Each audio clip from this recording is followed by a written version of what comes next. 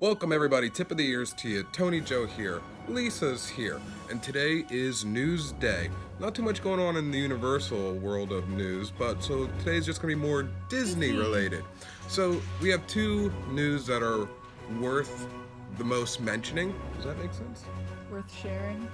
Disneyland in Hong Kong starts Moana, Frozen, and Marvel construction. That started actually on October 13th. It's a 6-year project, and they plan on releasing everything every year. Nice. From 2018 to 2023. Yeah, that's 6 years. So pretty much what's going on, you have Moana. They're going to add a big stage show. Meet and greets, and that's going to be in Adventureland. Now, there's obviously going to be a lot more to that, but that's just what's happening now. In the Marvel world, because there's already an Iron Man in Hong Kong Disneyland, so they're going to add to it, such as Ant-Man, yep, the Wasp, and the Shield. That will be in Tomorrowland, so that will eventually soon become Marvel's own themed area.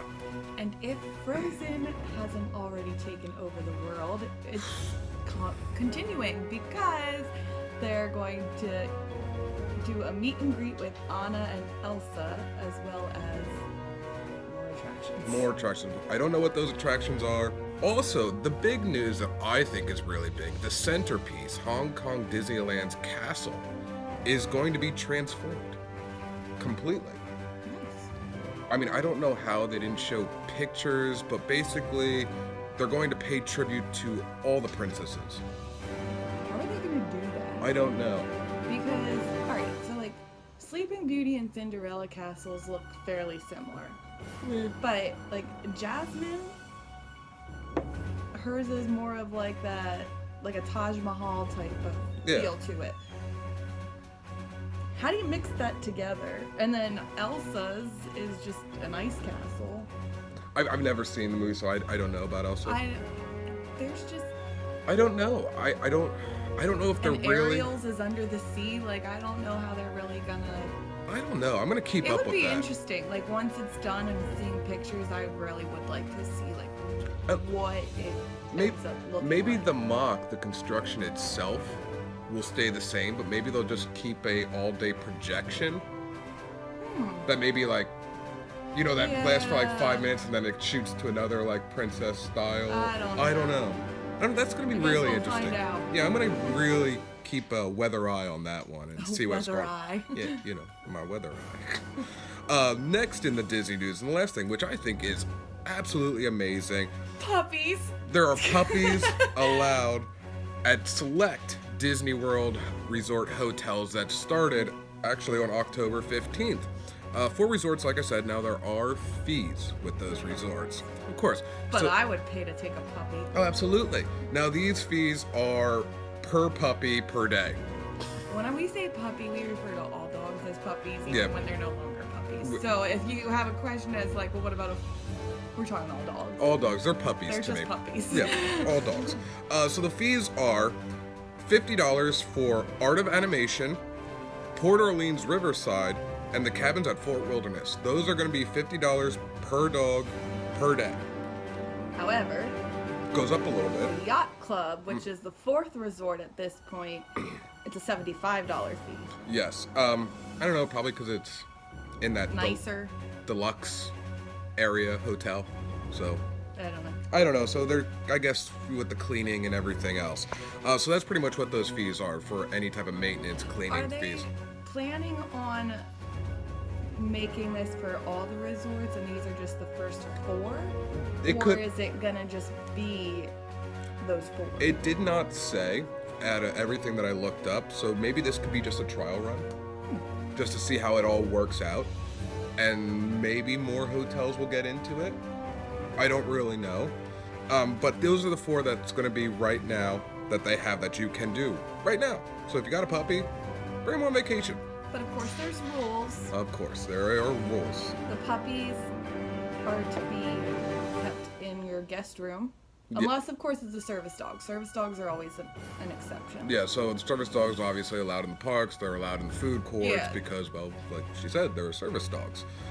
You cannot leave them unattended for more than 7 hours. Which, How are they gonna know that? yeah, that's a good point. How will they know? How would they know? I think that's just like the clause. But then again, I probably wouldn't want to leave my dog more than 7 hours anyways. Well, and a lot of families with kids too often end up going back to the hotels for like nap time or just let them hang out at the pool and relax before heading out Because for the rest of the day. If we had a dog and we took our puppy to any one of these four, let's just say Art of Animation because we want to stay You're there. gonna have to go back to let them go to the bathroom. Exactly. So I would do like half a park for like 2-3 hours, and then I'd go back, let the dog out, take them, because they're gonna have walking trails for the dogs as well. So take them for the walk, Yeah, get the exercise. go to the bathroom, eat, and then put them back. So I wouldn't leave them more than 7 hours anyways. So. And if you have a dog in your guest room and you are leaving, you need to put a do not disturb sign out. That will tell the cast members that there is a dog inside the room. Yes, absolutely. Now, with that, you also get kits as well. So once you arrive at check-in, you will get a welcome kit. You will get things like a mat, bowls, you get an ID tag, disposable bags for the dog when they go to the bathroom. Walking maps, and then you get the do not disturb sign, which has a Pluto on it. Yes. So that's how they're going to differentiate between, do not disturb if you're just hanging out in your room and don't want the maids coming in, versus you got a dog in the room. So no matter what, if you leave, you have to, and you have a dog, you have to put the Pluto, dog Sign. do not disturb sign on there. So far from what I've seen, there are no breed restrictions, which is a good thing. I'm totally for not having a restriction on any shocked dog. about that. I'm really shocked because everywhere you go, it doesn't matter if you live in apartment complex areas or, I don't know, practically everywhere. Breeds. There's always some Or, restrictions. Breed restrictions. Yeah, so I'm surprised that they didn't say all dogs welcome except for pit bulls. Because those are the Yeah. main ones. But I love pit bulls too. They're cute. And they're one of the friendliest dogs ever. Most you just lovable. gotta train them right. Yeah, That's what it comes down to. Puppies people. just want love. That's all it is. So I'm glad there's no restriction. I hope it stays that way. I really do. And then they did say that there's going to be pet merchandise available soon. However, if you go into some of the stores already, the gift shops, they already have things that you can buy for your pets. Yeah. Like you can get ears for, your Mickey ears for your dog already. Absolutely. So, maybe they just have it more so, I don't know, like doggy treats, Probably. Pluto treats. A little like Mickey ear treats Yeah. for the puppies. Maybe it'll be more something like that they're talking about coming soon, because we went in gift shops and I saw like things that you could already get for your pet. So Exactly. So that's the news for the doggies that are coming to Walt Disney World. I'm so glad they do that. I just wish, and I understand why, but like I wish I could take the puppy inside the park. Yeah. But then you couldn't ride the rides. That's true. Well, what are the people? Because I wouldn't want to tie my dog up while I go ride on the no. I wouldn't want to do that, especially in the heat like that. Yeah. I know. I don't know, but that's it would be neat for the dog to meet the character. Well, absolutely. If you go to the mall, some malls will let you bring your dog and get your picture taken with the Easter Bunny or Santa. So why can't I take my dog to get a picture taken with Pluto or Goofy Or Mickey. or Mickey? Or Minnie.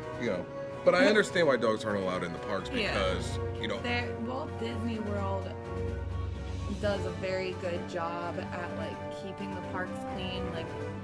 Fun fact with Lisa, you are never more than 30 steps away from a trash can. Correct. In all of Walt Disney World. Correct.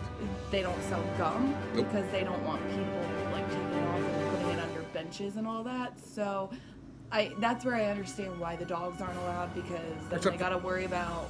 Except for the service Well, dogs. yes, but that's always the exception. Of course. Um, But I think too, what if a dog snaps at a kid? Yeah, You know what I there's mean? Or safety it's a lot of safety issues, which I totally understand. Plus, but too, I guess it's louder in the parks too. It is. You got the fireworks. Is that going to spook the dog?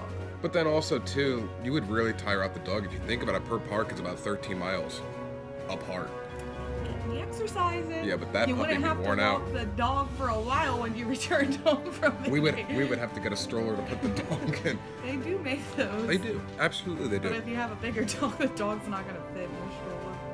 You know, they curl up a little. Might be all right. But that is the news that we have today. So great news coming from Hong Kong Disneyland. I am interested about that castle, though. So I'm really going to keep up on that. Yeah, I am too. See if they have floating around any mock-ups. You know, sometimes I can run into that stuff. And definitely the puppies. Always a great thing. Puppies. So we will see you guys later on. That is the news with Tony, Joe, and Lisa. Have a good one. Vlog finito.